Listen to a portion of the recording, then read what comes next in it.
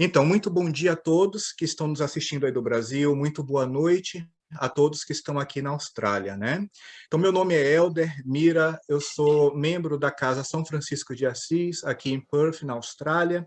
Nós temos encontros, né, presenciais aqui, toda segunda-feira, e temos esse projeto, né, que é o projeto Quinta Especial, onde nós temos a cada terceira quinta-feira de todo mês, nós trazemos um convidado especial para poder abordar um tema, né?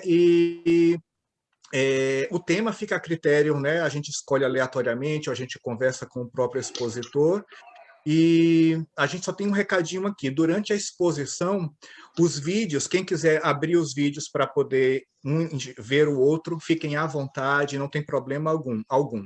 A gente só pede que os microfones permaneçam desligados apenas para não haver nenhum tipo de interrupção, né, durante a palavra do nosso convidado.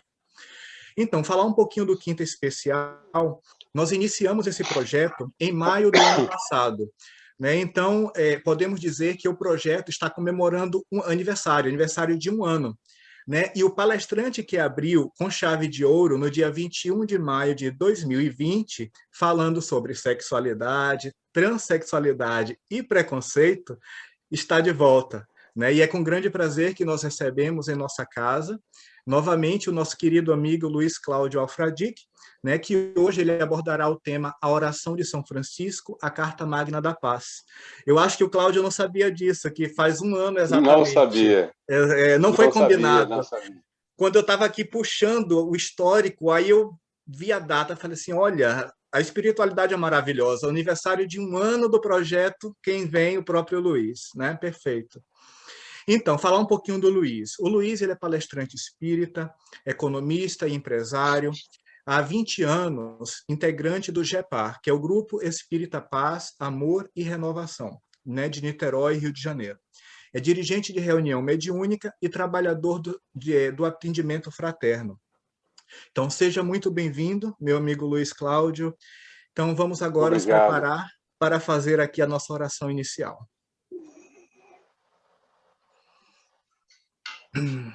Agradecemos ao nosso Pai Celestial por esse momento, né, por essa oportunidade que nos oferece de estarmos aqui reunidos para poder falar do Evangelho de Jesus.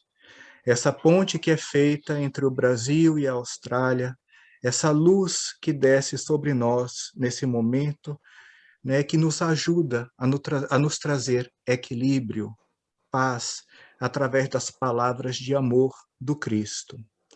Pedimos as bênçãos, né, dos mentores espirituais da Casa São Francisco de Assis e também da Casa do GEPAR. Né, agradecemos aos nossos mentores individuais por toda a luz, por toda a proteção, por toda a intuição. E pedimos, Senhor, nesse momento especial, que a luz seja derramada sobre a mente do nosso querido palestrante e que faça dele um instrumento do vosso amor, capaz de tocar os nossos corações e que possamos internalizar esse conhecimento que tanto nos servirá para o hoje e para o futuro. Que assim seja. Luiz, vou deixar então contigo, tá? Qualquer coisa, dá um grito que a gente está aqui. Tá bom, será dado. Gente, muito boa noite aí para vocês. Bom dia ainda para a gente, amanhecendo aqui nesse nosso Brasil. Sempre com muito carinho e gratidão que retornamos a esse contato. Gratidão à casa pela oportunidade. Foi esta notícia que você deu realmente deixou a gente balançado, exatamente comemorando um ano desse projeto. Estamos aí. E hoje com um tema que é alusivo ao nome da casa, nada realmente acontece por acaso. Ainda agora, fora da rede, nós estávamos conversando, falando sobre algo, a gente fica, às vezes, assim, até arrepiado, de tanto que a gente sente a presença mesmo da espiritualidade junto ao nosso trabalho. Mas, sobretudo, agradecidos a Jesus por permitir este nosso reencontro. Falar sobre Francisco de Assis e falar sobre esta imensa pequena oração.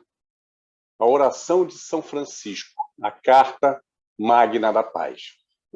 Aliás, Carta Magna da Paz, que vem a ser o título de uma excelente obra de psicografia do Espírito Camilo, pelas mãos maravilhosas de José Raul Teixeira, nosso amado irmão, onde Camilo vem a trazer novas revelações que nos levam a novas reflexões e melhores interpretações sobre o conteúdo imenso que temos nessa pequena oração, a oração de São Francisco. Mostra-nos, Camilo, que Francisco ele sempre procurou vivenciar sob a influência psíquica de Jesus. Tal é o seu grau de fidelidade, de vínculo ao Mestre Jesus. Vinculação essa que não se limita de 12 séculos para cá, mas de muito mais tempo, há pelo menos 20 séculos, quando lá, há 2000 anos, quando Jesus transitava aqui na matéria conosco, este mesmo Espírito já estava ocupando a vestimenta de João Evangelista, o discípulo amado. Discípulo amado, aquele que foi o único que não abandonou Jesus no momento final, enquanto os outros, por medo, por covardia, seja por que for, se afastaram, ele ficou ali ao lado de Maria Santíssima até o momento derradeiro. E recebeu ali carinhosamente de Jesus, receberam: mulher, este é o seu filho, fazendo referência a João. E João, esta é a sua mãe. Veja que vínculo, que demonstração de vínculo amoroso.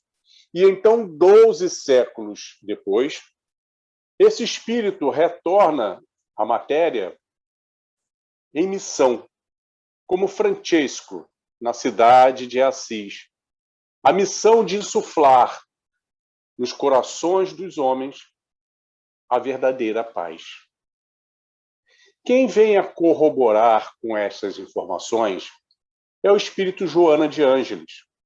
Joana de Ângelis, que desde sua apresentação a Divaldo, ela demonstrou ali os vínculos com Francisco de Assis, quando disse a Divaldo que a nossa missão será feita sob a coordenação direta de Francisco de Assis.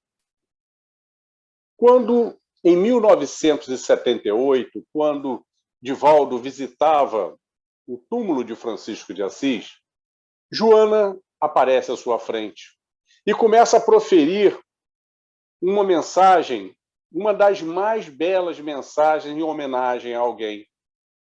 A mensagem era em homenagem a Francisco de Assis, intitulada O Êmulo de Jesus. Êmulo, que quer dizer o imitador de Jesus, mas não o imitador no sentido pejorativo, ao contrário, no sentido de fiel seguidor dos exemplos de Jesus. Divaldo comenta que raras vezes a viu tão radiosa, tão radiante ao proferir uma mensagem. Joana, que tem os seus vínculos também, não de agora, dessa missão, mas pelo menos há 2000 anos, quando ela, na carne, tinha a vestimenta de Joana de Cusa, a esposa do intendente Cusa, que ao aproximar-se de Jesus e ouvir as suas primeiras palavras, a sua vida nunca mais foi a mesma. E ela passou a aproximar-se, a conviver com Maria Santíssima, com Susana, com Madalena. E então, quando da desencarnação de Cusa, ela pôde se dedicar mais plenamente ali à atenção aos necessitados. Quem dentre os discípulos foi o primeiro que melhor acolheu ela, senão João Evangelista? E quando este retorna 12 séculos depois, como Francisco, ela também retorna ali junto para auxiliá-lo na missão. como Clara, conhecida como Santa Clara de Assis. Mas diante dessas informações que o mundo espiritual vai nos revelando paulatinamente, muitos dos nossos irmãos incrédulos vêm com algumas perguntas assim questionadoras, querendo nos encurralar. Tipo, mas se Deus é todo poder, é todo poderoso, para que ele necessita desses assistentes para plantar a paz no mundo? Não poderia Deus, com o seu poder, estalar os dedos e aniquilar com os maus? Mas como pode também João Evangelista, um espírito evoluído, retornar à carne 12 séculos depois e durante os primeiros 20 anos usufruir dos prazeres que a riqueza lhe concedeu? Era um jovem rico, filho de um comerciante rico, um trovador, um jovem seguido por tantos outros jovens ricos da época. E Camilo nos esclarece isso com tanta propriedade quando diz: isto foi necessário para que, quando da sua conversão, fosse impactante. Sim, porque se fosse Francesco, o filho de um aldeão desconhecido, nós sequer estaríamos nós falando sobre ele aqui. Mas quando aquele jovem, famoso naquela sociedade, seguido por tantos outros semelhantes, se converteu a Jesus plenamente, fazendo inclusive o voto de pobreza, abandonando tudo relacionado à riqueza e se dedicando à lei de amor de Jesus, a sua conversão fora tão impactante que muitos daqueles companheiros o seguiram imediatamente. A ordem foi criada e, desde lá, a ordem dos franciscanos só teve crescimento. Temos agora aí esse Papa, tá, que tem trazido tantas coisas boas ao mundo, um seguidor franciscano. Mas, e quanto à pergunta de que Deus não poderia estalar os dedos e acabar com os maus, e assim acabar com a maldade no mundo, Camilo nos responde que Deus é eterno. E como ele, nós somos eternos, como seus filhos. Por isso, Deus não tem pressa. Nos criou a todos, simples e ignorantes, destinados à perfeição. Mas contanto que o mérito seja nosso. Por isso, Deus permite que os maus retornem à matéria e convivam entre si, em grupos, em famílias, em organizações, em nações, para que a própria convivência dos maus com os maus vá criando neles a saturação do mal. E é neste momento em que saturamos do mal é que brilha a luz do bem, a chamar a atenção, a desviar a nossa atenção. Vamos lembrar que todos nós somos espíritos multimilenares e que já transitamos por muita coisa ruim nas nossas histórias. Hoje, todos nós estamos no ponto mais alto da nossa evolução. O espírito nunca retroage na sua evolução, ele sempre avança. E então, o que temos para trás, nada nos agradaria. E que tenhamos amanhã um passinho dado a mais. Assim, essa pequena, gigante oração, a oração de São Francisco, se a humanidade compreendesse melhor e seguisse os seus ensinamentos, de certo não estaríamos em transição de mundo de provas e expiações para mundo de regeneração. Estaríamos um pouco mais além e talvez muito mais além. Mas vamos a ela. Vamos lembrar a oração? Senhor, fazei de mim um instrumento de vossa paz. Onde houver ódio, que eu leve o amor. Onde houver ofensa, que eu leve o perdão. Onde houver discórdia, que eu leve a união. Onde houver dúvidas, que eu leve a fé. Onde houver erros, que eu leve a verdade. Onde houver desespero, que eu leve a esperança. Onde houver tristeza, que eu leve a alegria. Onde houver trevas, que eu leve a luz. Ó Mestre, fazei com que eu consiga mais consolar que ser consolado, compreender que ser compreendido, amar que ser amado. pois é dando que se recebe, é perdoando que se é perdoado, e é morrendo que se vive para a vida eterna. Para melhor estudarmos essa oração, que tem apenas 15 sentenças, são 15 frases apenas, vamos dividi-la em 3 grupos, 3 partes. A primeira parte, a do Francisco Pacificador. A segunda parte, a do Francisco Esclarecedor, Iluminador. E a terceira parte, a do Francisco Doador. A primeira parte se limita à primeira frase. Senhor, fazei de mim um instrumento de vossa paz. Veja que é Francisco de Assis se dirigindo a Jesus com toda a sua humildade essa herdada de Jesus, ciente de que Jesus possui uma pleiade de espíritos trabalhando pelo bem, pela paz do mundo, humildemente pedindo para ser mais um instrumento de sua paz. Ele não pede para ser o instrumento, sim, um instrumento de sua paz. Ciente de que o mundo, a humanidade é ávida pela paz, mas que no estágio evolutivo que nos encontramos, nós buscamos a paz na contramão. Nós buscamos que a paz venha do próximo em nossa direção, que a paz venha de regras, de leis, de organizações de nações. Quando Francisco vem a nos mostrar, virá a nos mostrar em sua oração, que a verdadeira paz há de ser desenvolvida dentro de nós e assim para o mundo. O que nos leva à segunda parte, a do Francisco Iluminador, do Francisco Esclarecedor. Onde houver ódio, que eu leve o perdão. Onde houver ódio, que eu leve o amor. Onde houver ofensa, que eu leve o perdão. Onde houver discórdia, que eu leve a união.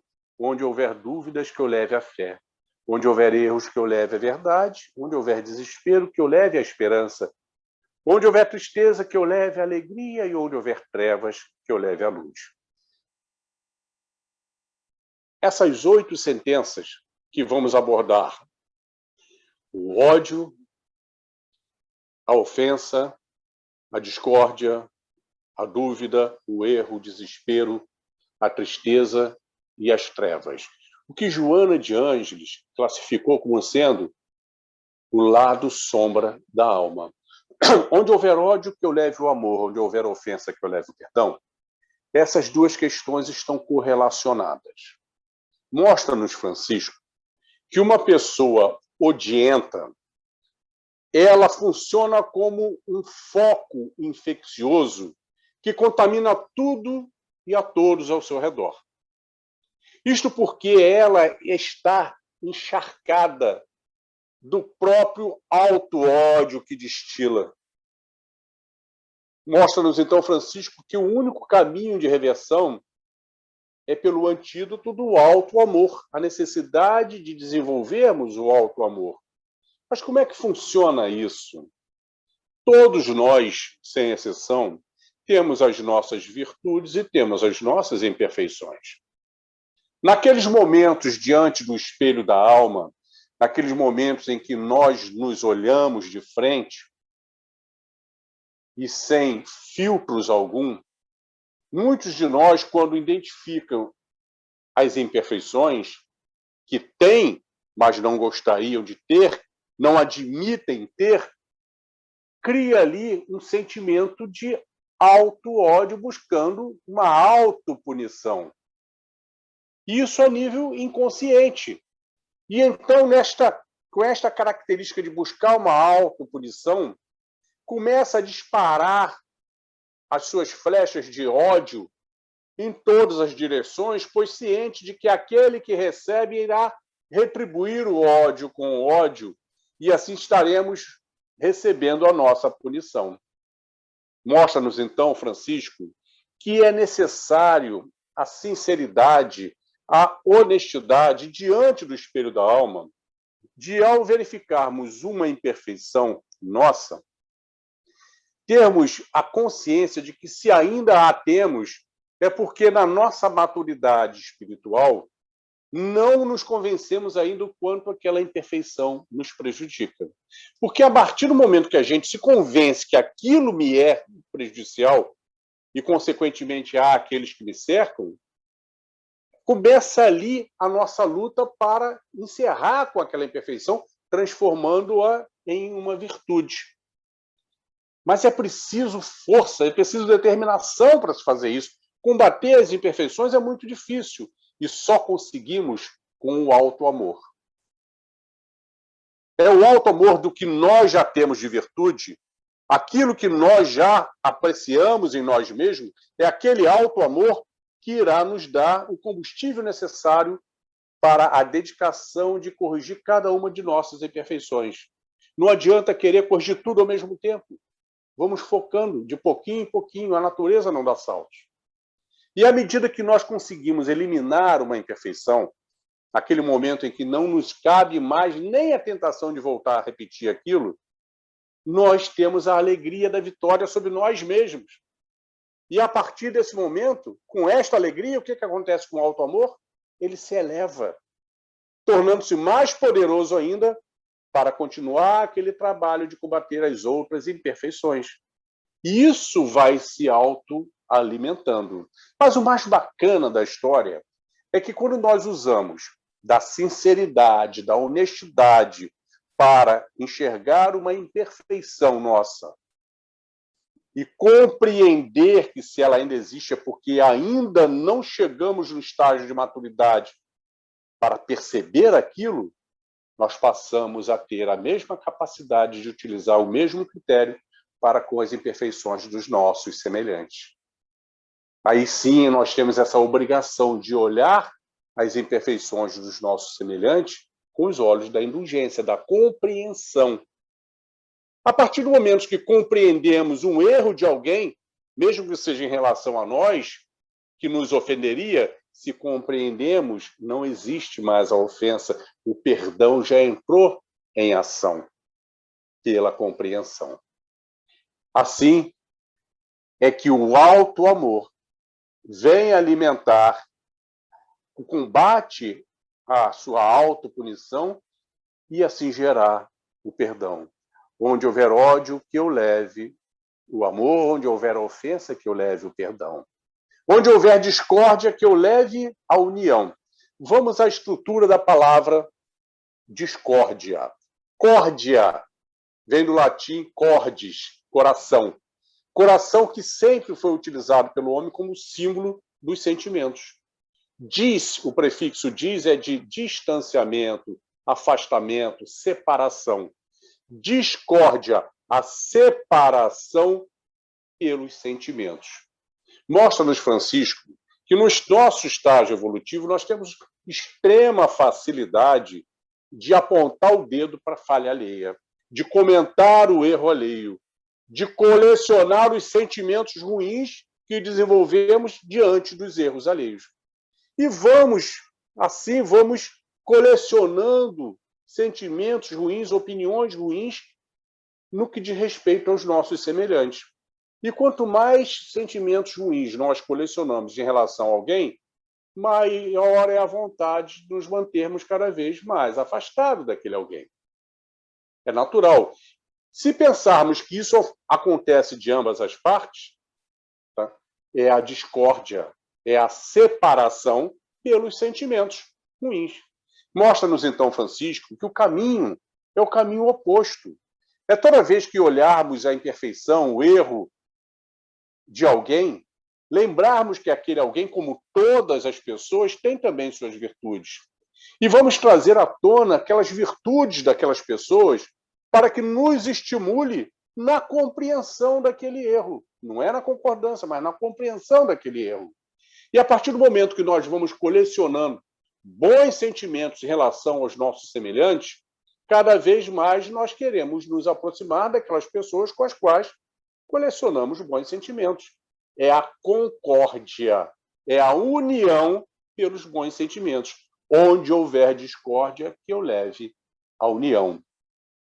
Onde houver dúvidas, que eu leve a fé. Onde houver erros, que eu leve a verdade.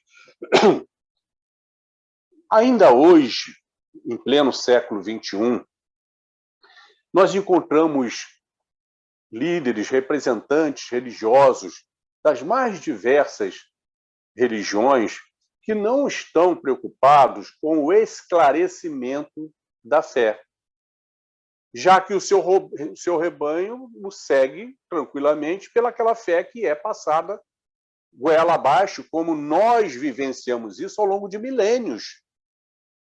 Hoje, diante da doutrina, o que nos faz seguir a doutrina espírita é que nós estamos num momento em que gostamos dos esclarecimentos na fé. O que vem é nos trazer a nossa fé raciocinada. Vamos mudando a nossa fé dogmática para uma fé raciocinada. E quanto mais esclarecemos, mais confiamos, mais seguimos. Se isso é uma realidade hoje, imagine lá no século XII. Francisco, vendo que o mundo, seguidor de fé, de uma fé dogmática extremamente forte, um mundo que nós estamos lá há milênios, em nome de Deus, roubamos, matamos, pilhamos, sequestramos, torturamos, cometemos as piores barbaridades em nome de Deus. Depois veio Jesus e nos apresentou a lei de amor, que logo foi utilizada como instrumento de dominação e seguiu-se a fé dogmática nas sanguinolentas cruzadas. Francisco percebeu que ali o cristianismo primitivo, o cristianismo de amor, de pureza, de humildade, de caridade, estava deturpado. E veio, assim, com a sua ordem, a se preocupar no esclarecimento da lei de amor, semeando a paz via o esclarecimento das mensagens do Cristo, que são tão simples. Era Francisco lá, no século XII, deflagrando a bandeira que seguimos hoje, da fé raciocinada. E à medida que fomos compreendendo melhor as mensagens de Jesus, viemos nos modificando. Onde houver erro, que eu leve a verdade. Em nome do erro, em nome desse erro, cometemos todas aquelas atrocidades. Mas será que hoje, aqui, nós, espíritas, esclarecidos quanto à fé, já abandonamos totalmente esses erros? Não. Não, porque por vezes nos pegamos tentando convencer um familiar, um amigo, de que aquela fé que ele segue, dogmática, está superada, porque a nossa fé é a esclarecida, é que explica tudo, é ciência, é filosofia, é religião. Cabe a nós essa satisfação. Mas estamos ainda disputando pela fé. Temos que respeitar o momento de cada um dos nossos irmãos, seja ele budista, evangélico, católico, seja ele o que for, toda religião seguida a sério leva a Deus, como todas as águas dos rios vão ao mar. Religião não é time de futebol que a gente torce muito pelo nosso e quer que todos os outros percam. Não. A religião é como uma roupa, ela tem que ser adequada a cada uma das pessoas. A roupa que me dá autoestima, que me protege, que me deixa à vontade, ela possivelmente vai ficar extremamente apertada numa outra pessoa ou extremamente frouxa em outra, que não vai proporcionar esses mesmos resultados. Assim, existe ainda um contingente dos nossos irmãos que aquela fé dogmática é o suficiente porque ainda é o que lhe impulsiona. Chegará um momento em que a humanidade vai buscar cada vez mais esclarecimentos. Se hoje nós seguimos a doutrina espírita, é porque é a doutrina que nos esclarece. Mas se surgir uma outra que esclareça mais ainda, qual é o problema de segui-la? Acho quase que impossível seguir, tamanha é a abertura dos esclarecimentos que essa doutrina nos traz. Mas precisamos empregar isso respeitando todos os nossos irmãos. Onde houver desespero, que eu leve a esperança. Desespero é a reação que temos diante de um obstáculo, diante de um problema, e que entramos em desespero. porque ainda nos falta a qualidade, a virtude de esperar. Então, mostra-nos, Francisco, que diante de todas as vicissitudes, é importantíssimo que tenhamos o foco no desenvolvimento cada vez maior da nossa paciência. É a paciência que vai nos permitir aqueles 3, 4, 5, 10 segundos de reflexão antes da resposta intempestiva ou do ato intempestivo. É a paciência que nos permite o tempo necessário até para que o nosso anjo guardião nos dê a instrução devida de como reagir melhor diante daquele problema. Então, Francisco, nesta frase, vem nos mostrar a necessidade de focarmos no exercício da paciência. Todo exercício leva à perfeição. Quanto mais exercitamos algo, melhor ficamos nela. E à medida que nós vamos desenvolvendo a virtude da paciência, ela nos apresenta a filha dela, a esperança. Outra virtude. A esperança é a virtude que nos apresenta o otimismo. É a virtude do otimismo que é a alimentadora de todos os nossos comportamentos a serviço do bem. O que nos leva a servir o bem é a esperança, ou seja, o otimismo de que aquilo resultará em algo bom para alguém. A própria caridade, seja ela material ou imaterial, sem a esperança, ou seja, sem o otimismo de que o resultado será bom para alguém, não teríamos estímulo nenhum em praticar. Então, com o desenvolvimento desta virtude, a esperança, filha da paciência, diante dos obstáculos da vida, nós passamos a ter a convicção de que algo melhor resultará dali e que haveremos de conseguir ultrapassar aquele resultado. Se não agora, daqui a pouco ou mais adiante, mas que, no mínimo, é algo necessário dentro do nosso processo evolutivo. Onde houver desespero, que eu leve a esperança. Onde houver tristeza, que eu leve a alegria. É Francisco nos mostrando a importância de valorizarmos a verdadeira alegria. Não estamos aqui falando das alegrias fúteis, efêmeras, passageiras. As alegrias ligadas à matéria são quase todas, ou se não todas, passageiras. A alegria da piada, da gargalhada, da noitada, da balada, a alegria da aquisição daquele bem tão almejado, são alegrias passageiras. Aquele automóvel 0 quilômetro que conseguimos conquistar, daqui a algumas semanas não será mais 0. Daqui a 1 ano já vai estar com 1 ano. Daqui a 10 anos, com 10 anos. E assim são todas as alegrias que nós estamos envolvidos na matéria. Problema nenhum de buscarmos essas alegrias. Mas Francisco nos mostra a importância de nos focarmos na nossa diretriz, número 1, a alegria das conquistas que levaremos conosco para a pátria espiritual, que vão somar a nossa alma. A alegria de aprendermos a valorizar a saúde. A saúde do corpo é importante? Claro que é, o corpo que nos foi emprestado, mas temos consciência de que ele tem o prazo de validade. Mas a alegria da saúde da alma, em que trabalhamos todos os dias para melhorar um pouquinho mais, a alegria verdadeira, a verdadeira alegria de uma nova amizade, a conquista de uma nova amizade. Amizade que é a semente do amor. Todo amor, ele vai se desenvolvendo no amadurecimento de uma amizade. E que levaremos conosco, de retorno à pátria espiritual, aquele novo amor, acrescentando, aumentando a nossa família espiritual. A verdadeira alegria de servir sem nenhum outro motivo que senão servir. Essas são as verdadeiras alegrias e tantas outras mais que vão incorporando a nossa bagagem espiritual, ao nosso desenvolvimento espiritual e que levaremos conosco. Salvo erro, capítulo 9, item 18 e 16 do Evangelho segundo o Espiritismo, o Espírito Pascal vem com todas as letras a nos dizer que só pertence verdadeiramente ao homem aquilo que ele levará com ele para a pátria espiritual. O resto é só concessão.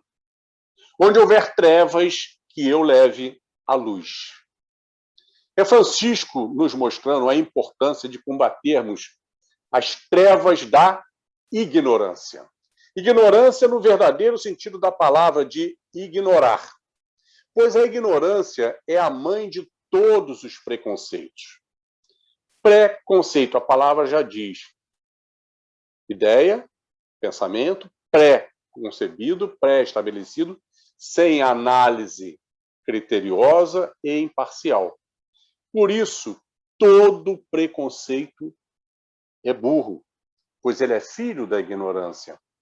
E todas as vezes que nós nos permitirmos os nossos pensamentos, palavras e atos baseados em preconceitos, nós estamos fadados ao erro e, com isso, novos endividamentos.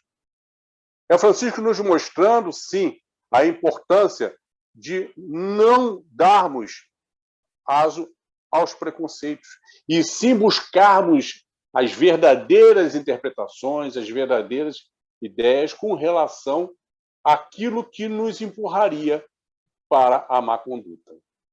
E assim finalizamos a segunda parte do estudo desta oração,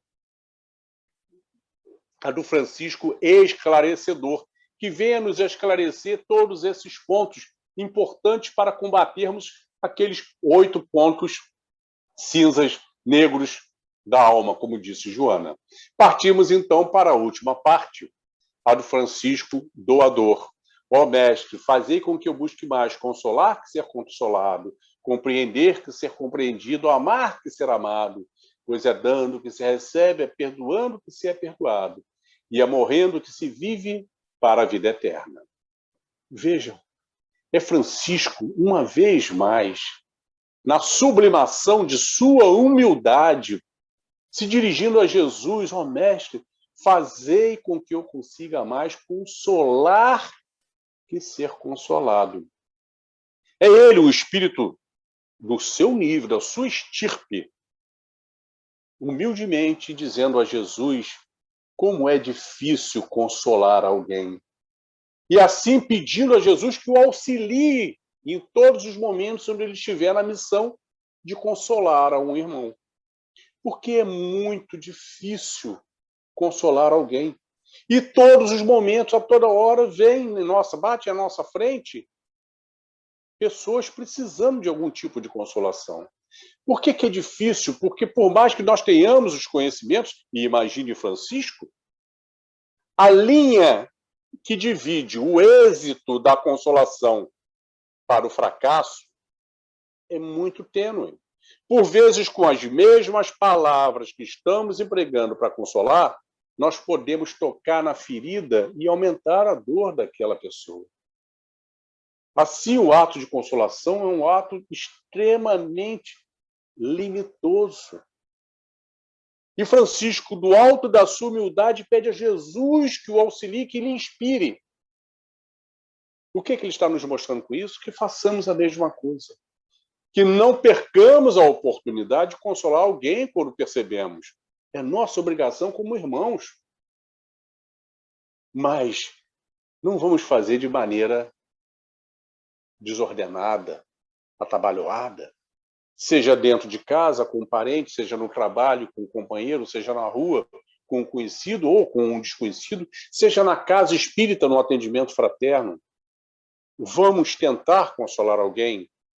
Vamos usar lá do ensino da paciência, durante alguns segundos, o silêncio da alma, e nos dirigirmos ao nosso mentor, a Jesus, a um benfeitor, e pedir, por favor, me auxilie nesta proposta de consolar esse irmão que está em dor. Permitir que haja essa conexão. Bastam alguns segundos. E é impressionante como aquelas palavras que falaríamos, elas vêm mais fácil e de uma maneira mais ordenada, porque eles sabem onde está verdadeiramente a dor maior naquela ferida. Nos orienta para o melhor direcionamento. Logo, estamos mais propensos ao acerto do que ao erro.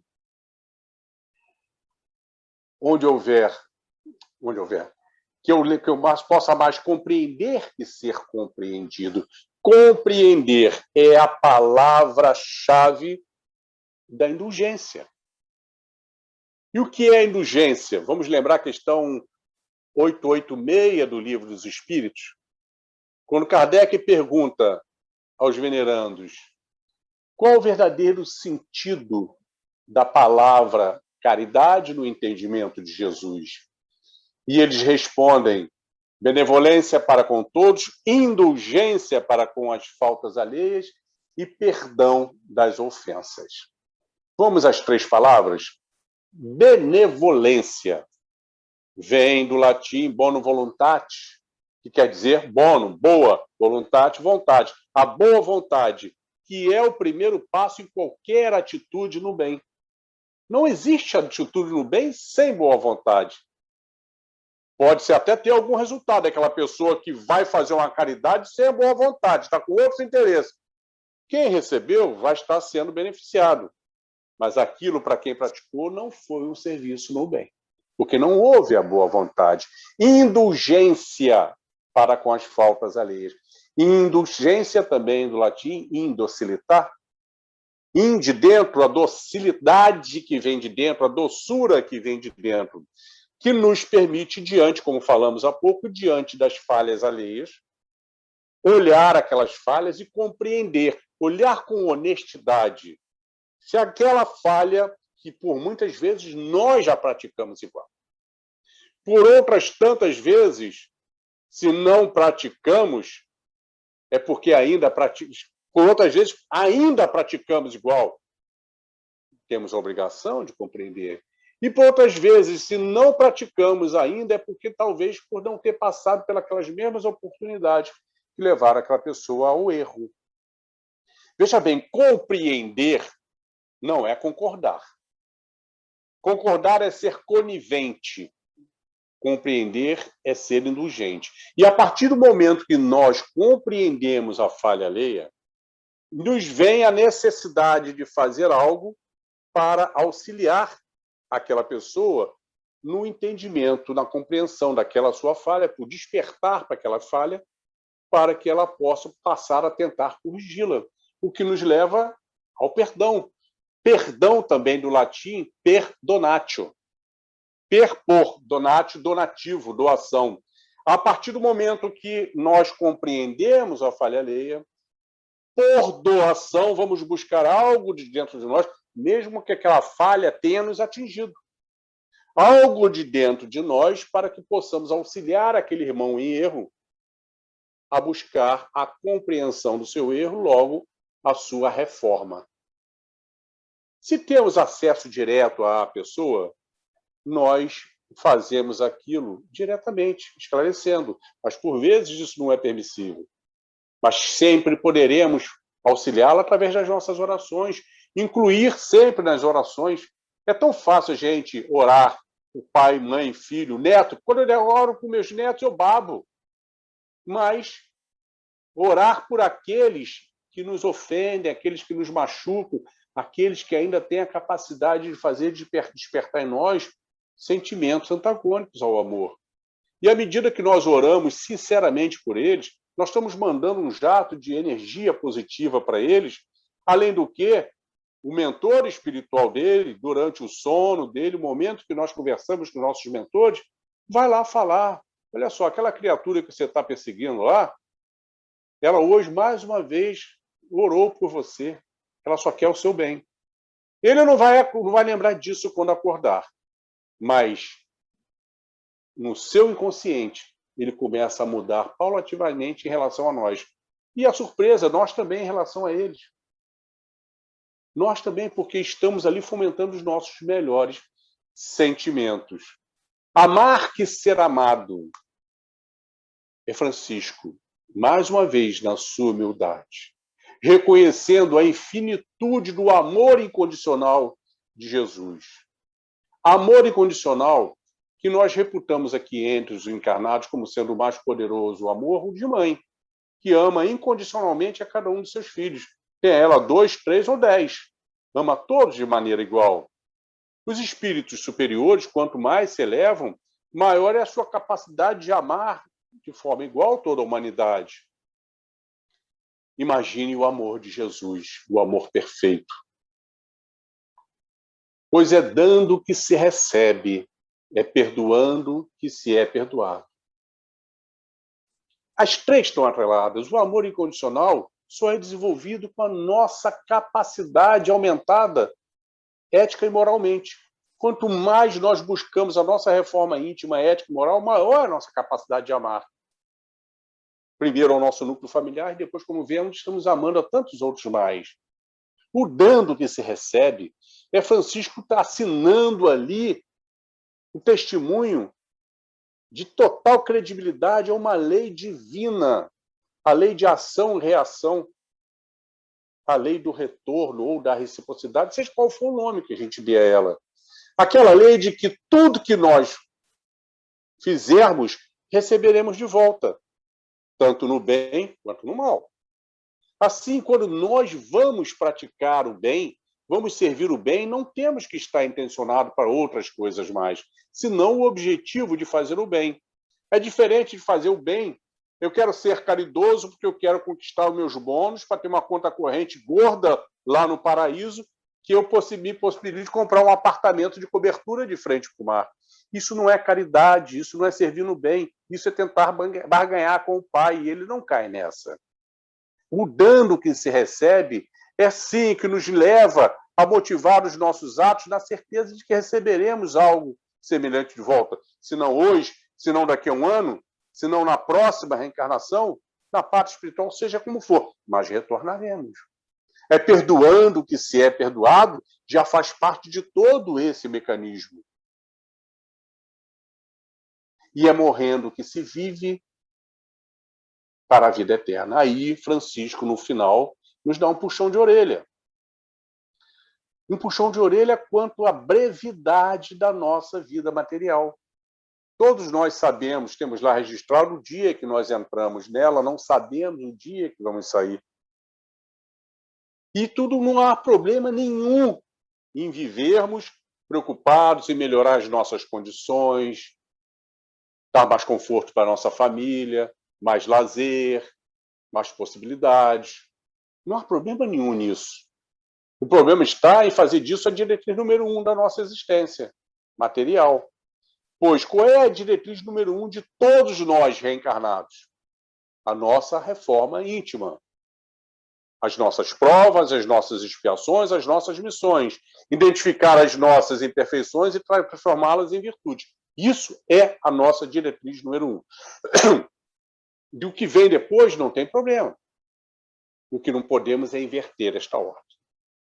Assim, Francisco vem nos mostrar nessas 15 linhas, nessas 15 frases, o como seguir os ensinamentos do mestre, que são tão claros. É fácil? Não, é muito difícil.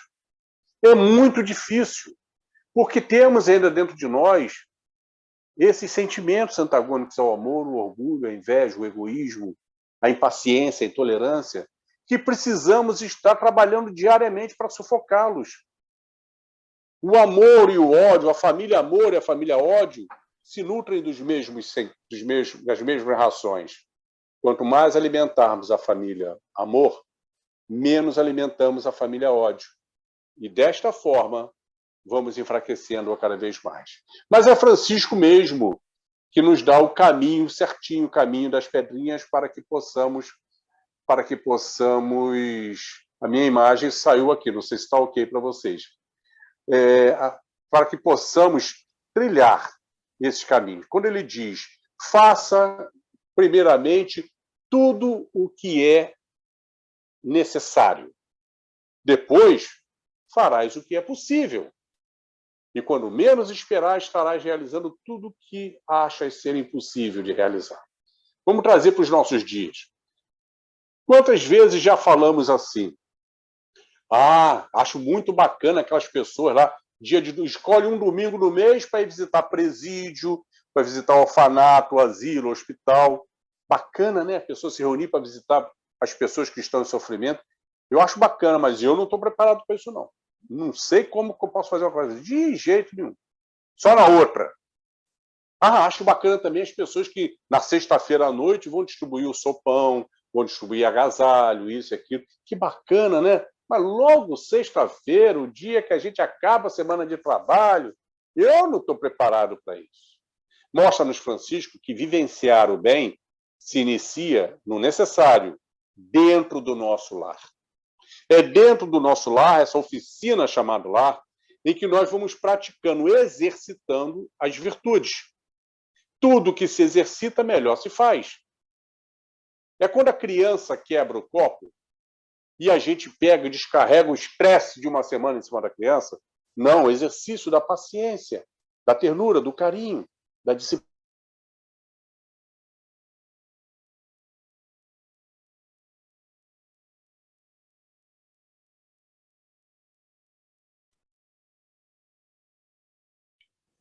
Luiz, seu áudio está no mute.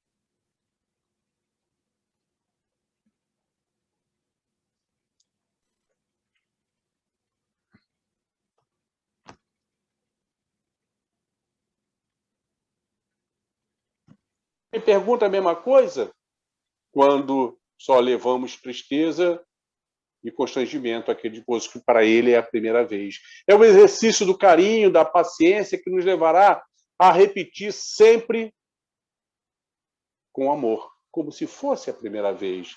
Lembrando que daqui a pouco, logo ali, nós estaremos morrendo de saudade por ouvir aquela vozinha fazendo as mesmas perguntas. E aí nós vamos exercitando esses bons sentimentos dentro do lar, vamos agregando aquilo à nossa natureza, e quando menos percebemos, já estamos fazendo o que é possível na nossa vizinhança, no nosso relacionamento de trabalho. Estamos agindo assim também naturalmente com aqueles que vivenciamos no dia a dia. Já estamos capacitados. E até que um dia vem um convite. Luiz, vamos lá visitar aquele hospital no dia de domingo? Aí a resposta já é diferente. Já é, eu vou sim, eu vou só uma vez para conhecer como é que é. Que eu acho legal, acho bacana, mas queria pelo menos conhecer. E a gente vai. E quando recebe o brilho do olhar daquela pessoa que recebeu um pouco de carinho, um pouco de atenção, um pouco de amor, nunca mais quer deixar de receber aquele mesmo brilho no olhar. Dessa maneira, fechando, Francisco nos mostra que a paz do mundo ela começa dentro de nós, de dentro de nós para os nossos lares, os nossos micro-universos, e que ao se juntarem a tantos outros micro-universos que também estejam no desenvolvimento da paz, criarão o macro-universo chamado planeta Terra. É isso que quer dizer aquela letra da música que diz que a paz do mundo começa em mim. Que possamos, neste momento, elevar os nossos pensamentos e vibrações ao alto, agradecendo a Francisco de Assis por tamanho esclarecimento, tamanha riqueza nessa sua oração perpetuada na humanidade.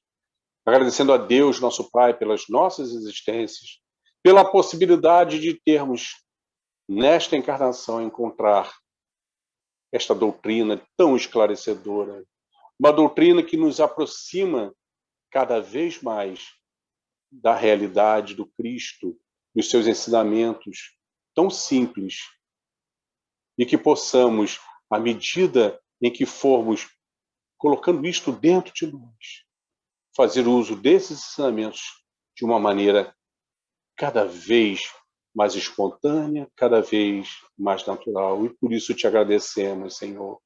Senhor Jesus, agradecemos uma vez mais por esta oportunidade de estarmos unidos pela Tua luz a tantos lares do outro lado do planeta. mestre querido, que possamos todos nós, que estamos, cada um de nós, ladeados de nossos mentores espirituais, estes teus emissários de luz, que tu possas, Jesus, através desses teus emissários, nos envolver num abraço de amor, um abraço de luz. Fica conosco, Senhor, hoje, agora e sempre. Que assim seja. Nossa, que bonito, que bonito. Muito obrigado, Luiz. Muito obrigado. E Foi nós é que maravilhoso. agradecemos aqui. Nossa, sem palavras. Ah, que isso, que Coisa isso. linda aqui. Nós é que agradecemos. Quanta reflexão profunda em cima de uma oração que 15 linhas Pois é. somente, mas que nos dá tanto significado, né? Tanta coisa. Eu fiquei apaixonado quando vi isso. Eu disse, gente, como é que eu não tinha enxergado cada coisa dessa? E É muito muito. obrigado pelo presente de trazer isso para nós. Tá? Nossa, O presente é mais meu do que de vocês. Né? não, eu não sei disso, não. Receber esse carinho de vocês aí, tá? A gente poder estar vinculado nesse facho de luz aí, tão distante, mas ao mesmo tempo tão próximo. Nossa, eu te agradeço em nome Helder, dos membros. Oi. eu posso fazer um convite às pessoas sobre o nosso projeto Claro, Semente Diária? sinta-se à vontade. Um minutinho. Claro. Um minutinho. Há aqueles que não conhecem esse trabalho que nós fazemos há 3 anos e meio já, chamado 6 anos e meio, não, 3 anos e 3 meses, chamado Sementes Diárias. Esse trabalho se iniciou em fevereiro de 2018. O que são sementes diárias? São pequeninas mensagens de positividade que eu escrevo sob a inspiração do meu mentor e transformamos isso numa mensagem de YouTube que é enviada por WhatsApp todas as manhãs, mas são mensagens curtíssimas, de no máximo 30 segundos, para que não tome tempo de ninguém, para que não seja cansativa. O objetivo é que todos os dias tenha uma mensagem nova de positividade para as reflexões. Aqui nós lançamos às 5, 6 horas da manhã. Tá? A pessoa já começa o dia com ela, o que seria para vocês aí já no início da noite. Então, uma noite que inicia com positividade tem tudo para se tornar uma noite melhor, projetando um dia melhor. Aqueles que não conhecem e queiram conhecer a Semente Diária, é só mandar uma mensagem para o meu Zap, para o meu WhatsApp, tá? Com só o primeiro nome, tá? E solicitando que seja incluído no grupo. Mas, veja bem, não é um grupo de bate-papo, não tem interação, não tem isso. O grupo só se destina ao envio de uma semente diária por dia. Não ocupa espaço de celular, nada disso. Para aqueles que têm interesse, eu vou falar o telefone, mas quem não conseguir anotar pode pegar depois com o Helder, com o Douglas, Sim. tá? Que eles já recebem as sementes diárias. O nosso código de área aqui é Brasil, né? 5521, que é Rio de Janeiro, e o telefone é 99627-8806. Vou repetir, 5521 9.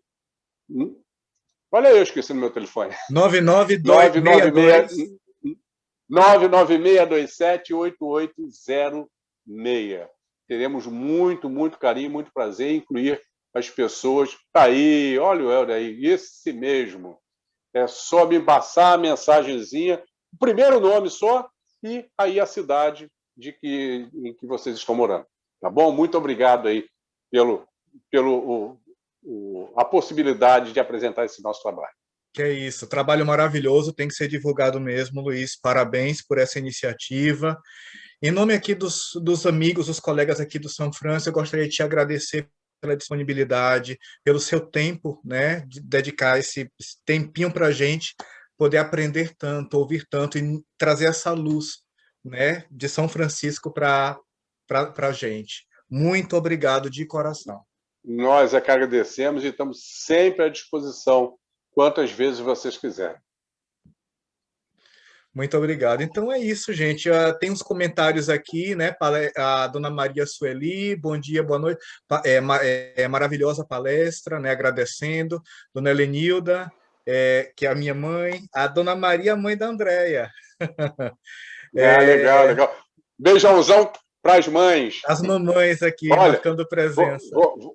vou lançar uma proposta, é uma palestra que a gente tem feito sobre mães e filhos. Tá? É uma palestra que também traz todo um foco sobre essa grande missão de ser mãe.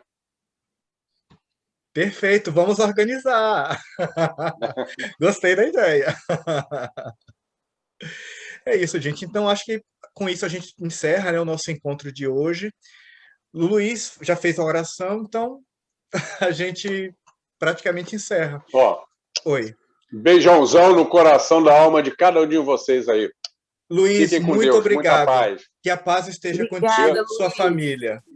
Muito obrigada, minha sempre querida. bom poder te Obrigado. ouvir. Um abraço a todos. Tudo Abraço, de bom para Andréia. vocês. Muita paz. Tchau. Tchau, gente.